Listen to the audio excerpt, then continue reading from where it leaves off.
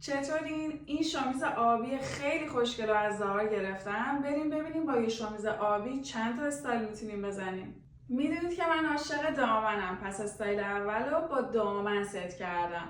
اکسسوری هم که استفاده کردم ست مشکی داره. شما میتونید با قهوه‌ای هم ست کنید که میدونم خیلی خوشگل میشه. برای استایل دوم گفتم با یه شلوار تیره تست بکنم ببینم چه شکلی میشه.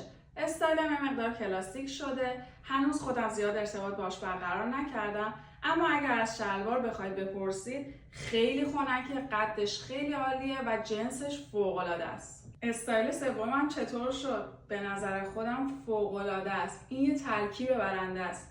آبی، سفید، اکسسوری قهوه‌ای روشن. یه صندل قهوه‌ای روشن هم از زارا سفارش دادم، هنوز نیومده ولی مطمئنم اگر بیاد قوقا میکنه. اینم از استایل چهارم. درسته که کلاسیکه اما مدرن هم هست. با این شامیز حتی این استایل کاملا ساحلی و تابستونان هم میتونید داشته باشید. فقط الان استایل من یه چیزی کم داره. اگه گفتی اون چیه؟